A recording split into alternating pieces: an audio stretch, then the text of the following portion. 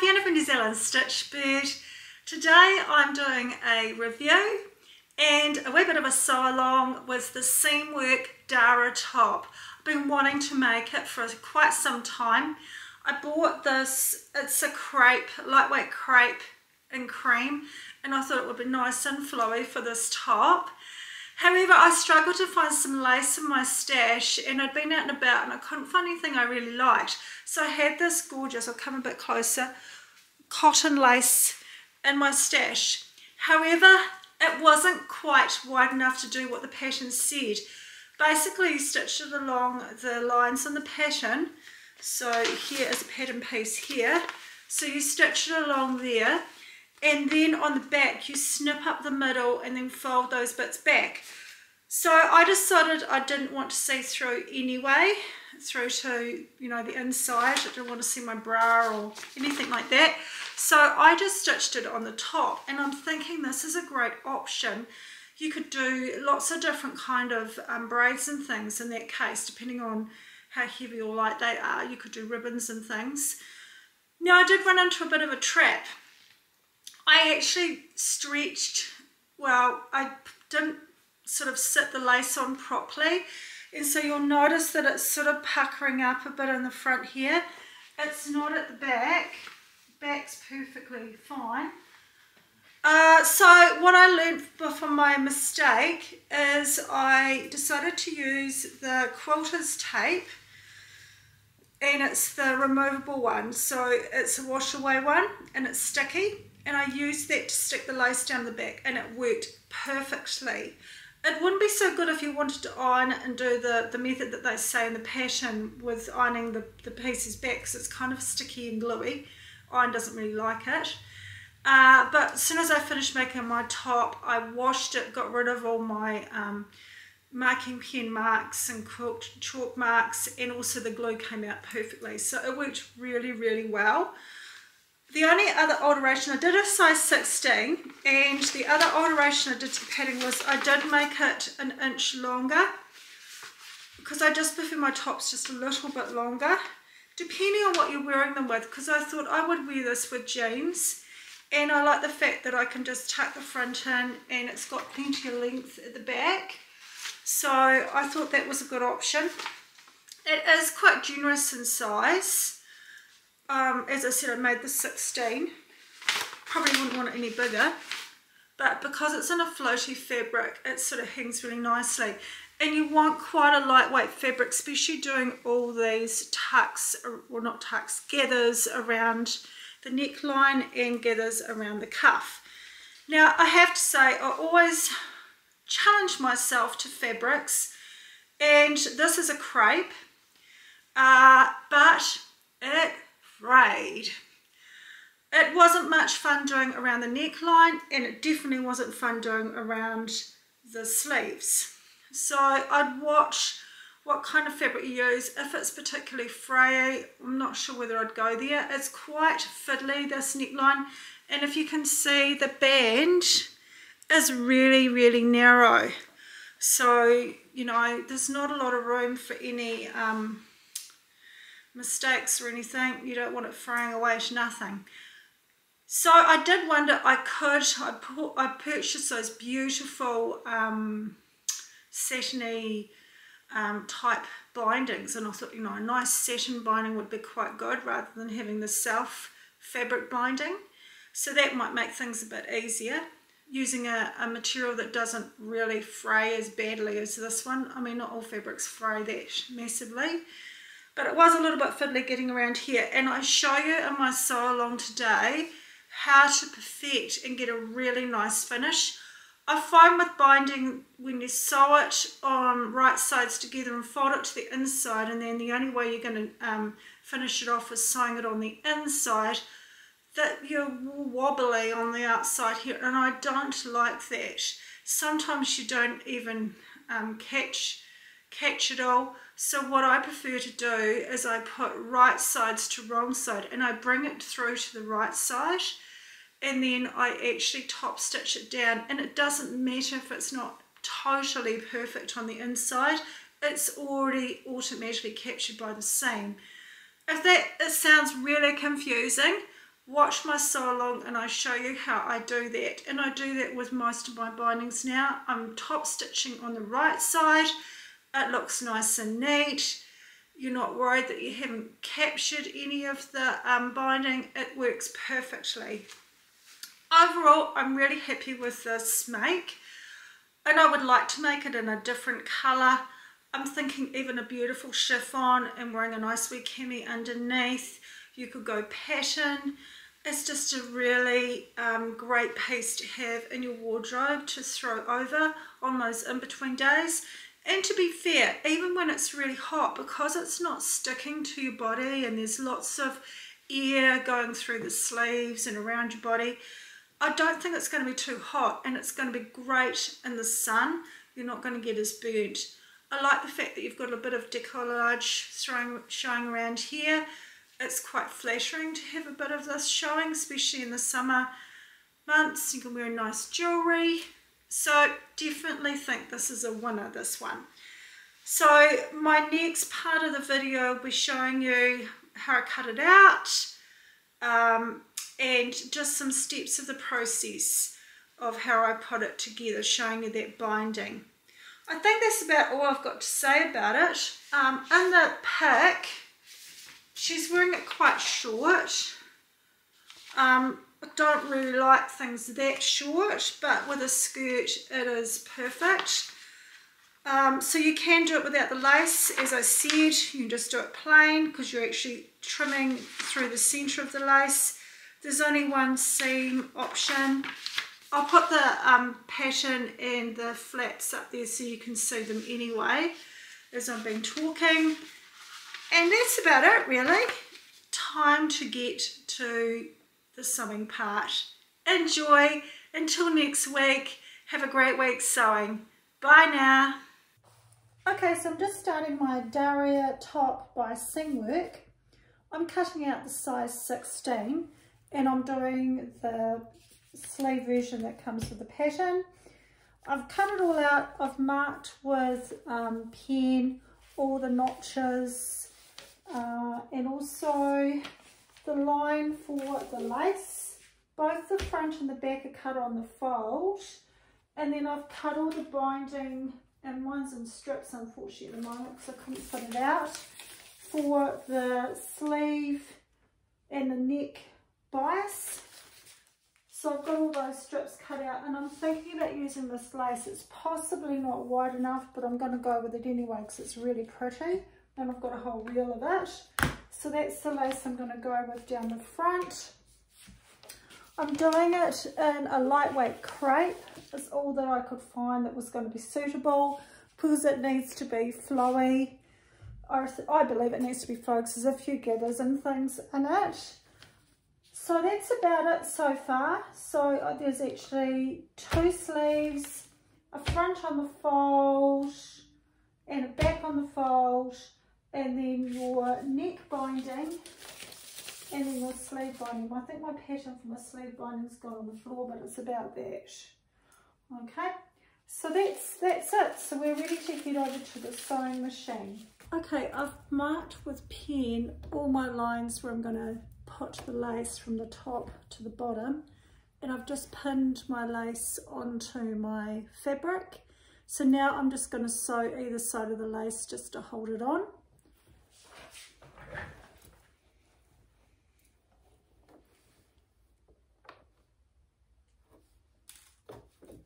So I'm going to try and sew down the little guide on the lace so it's nice and neat, and try not to pull it as you sew it.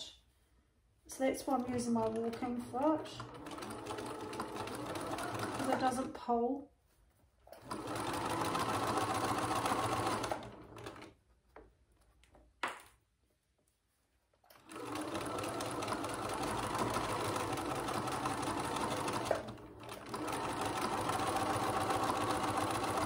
Now, once you've stitched these 2 rows, it says to trim it on the back, but because I'm doing such a narrow lace, I'm actually not going to trim it. I think it's going to look fine by not actually opening it up on the back. So if you've got a narrow lace and you haven't got enough room to open it up on the back, you can just leave it the way it is. So that's what I'm planning to do. Just trying to keep it lined up on that mark. And the great thing about this blue water-based pen is that you just wash out the water. So it's great to have the mark. So you know where you're going.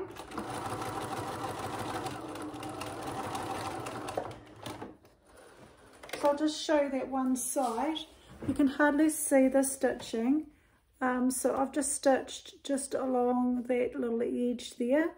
And it's quite see-through, so I think the lace is going to be fine without actually cutting the stitching line on or the cut line on the back.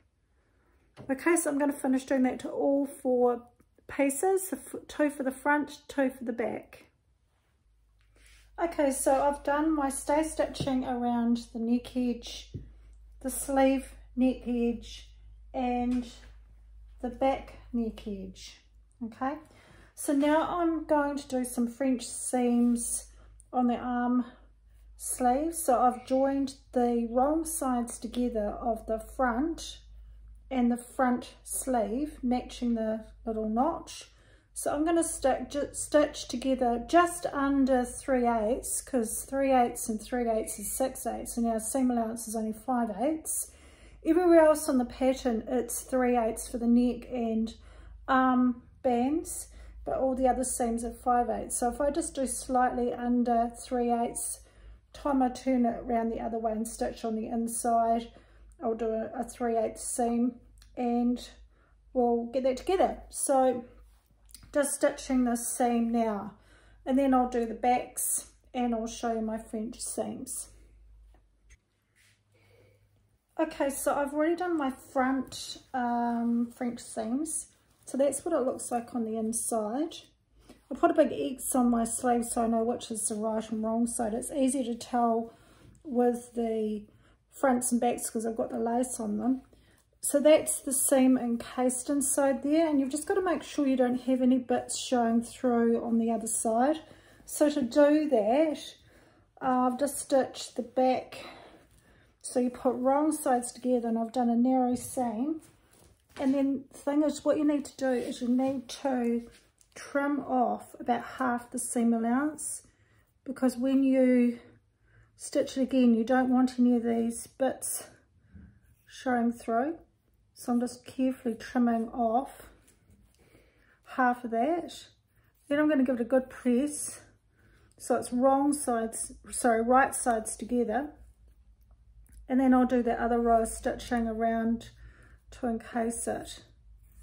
So this part that I'm doing now is really important. If you don't trim down, chances are you'll have little bits of your fabric sticking through on the right side, which we don't want. So that's about how much I've trimmed off.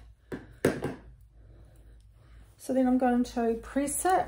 So this is now the wrong side. So I'm going to give that a good press. And then I'll stitch around to encase that raw edge on the inside. So I'll go ahead and do that. I'll get all the two backs and the 2 fronts all completed, and then we're up to doing the side seams. Okay, I had a real mess up with my filming and I missed the side seams. So I'm just showing you what it looks like on the inside. So what I did was I stitched wrong sides together again to do my French seams, gave them a good trim. So this is what it looks like on the inside stitch to enclose that seam. So exactly the same as what I did around the armhole seams. So this is what it looks like. So I did that on both sides, and the finish on the other side, you've got it nice and neat, and it's all encased. And the thing is, if I'd overlocked it, I potentially could have seen my overlocking through. So I really like this really neat finish. Anyway, we'll carry on with the next step.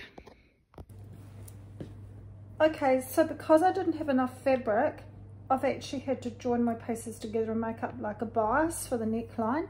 So what you do is you then press it in half, and then you press those 2 outside edges to the middle fold. So it's going to be a very scant binding around the neck.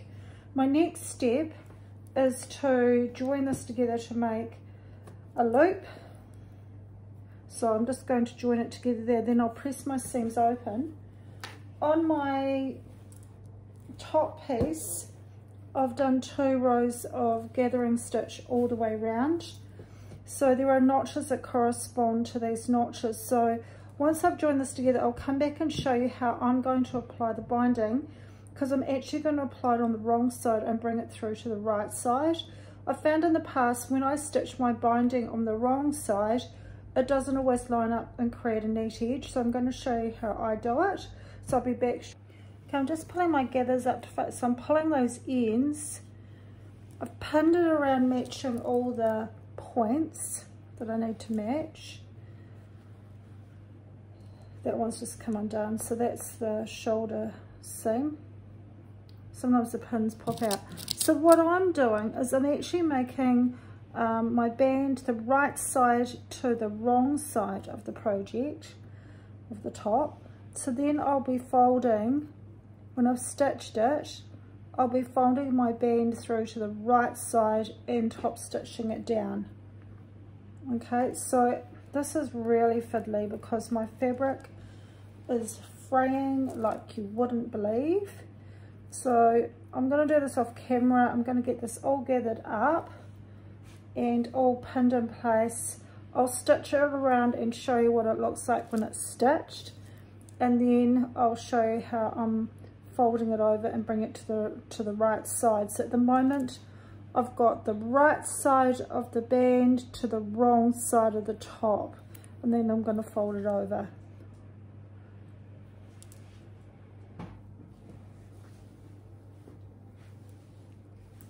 Okay, I've stitched all around the edge. As I said, I put my right side to my wrong side. I'm going to go ahead and pull out all my gathering stitches and trim my lace and trim any fluffy bits on here, because you can see it's really frayed. Then I'm going to fold down my press line and fold it to the front. So this is what it will look like. I'll cut that bit of lace off, fold it over, and I'll pin it all the way round so it's neat on the front. And then I'm going to top stitch that down. So you'll see what it looks like on both sides when I've finished. I just find this is a bit more of a fail-safe way of capturing your binding, and it doesn't matter quite so much if it misses the stitching on the wrong, misses the fold on the wrong side. So this is how I like to do it. So I'll come back once I've tidied it up, I've got it all pinned round and stitched, and I'll show you what the finished look looks like. Okay, I'm at the machine, got it pinned around, and I'm just going to stitch that close to that edge. So I'm actually stitching on the right side, and as I go I'm just going to poke in any seam allowance, any of the gathers, just to make sure it's sitting nice and flat. So I'm just going to start off by just doing back tap. So I'm just going to use my finger just to tuck it in, and we're going to stitch really close to that edge.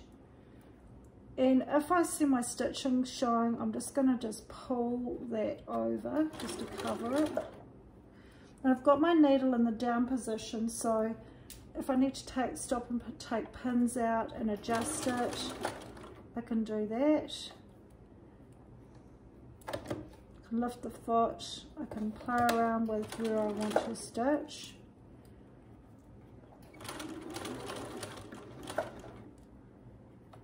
So it's going to be a wee bit of a slow process getting around here. It is quite fiddly. I would say this is not a particularly easy pattern, especially doing the neck binding. It's quite fiddly. It would be easier if you did it in a cotton. You're not going to have the fraying issue that I had. And also, if I'd had enough fabric, I wouldn't have all these joins in my binding, but I really wanted it to match my my top rather than doing a contrasting binding. And I don't think it's going to notice once I've got it all stitched around the top.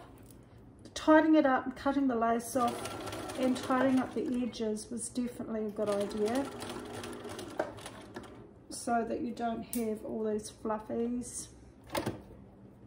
So yep, got my needle down so I can just adjust that fold again. tucking in any of the seam allowance. I think you don't want to cut the seam allowance too short, otherwise you'll have nothing to tuck in, but definitely give it a little bit of a tidy up. Definitely having the presses in the binding is helpful because you know where you need to fold it. Anyway, you've got the idea. Coming out the other side, it's looking nice and neat, and I'll finish that and show you the finished product. Okay, I've finished my neck edge, and you can see that stitching it on the outside as opposed to the inside, let's just go to the inside, you actually make sure that you capture it all. So I've just got to go through and move all my marks and things, but it's actually done a really neat job. So that's the easiest way I find to attach my bindings, is actually you're stitching on the outside rather than the inside. I just find it's a bit more of a fail-safe way. I do need to give it a good press. It is quite a slow process. I did stitch really slowly to get it nice and neat all the way around the edge. Got a lot of chalk marks and things to remove. And then we're on to the bottom of the sleeves, which I understand is done in the very same way, but you can see mine's really fraying, so I'm going to have to tidy that up first. I've got my sleeve bands cut, so I'll get them in position and show you before I stitch.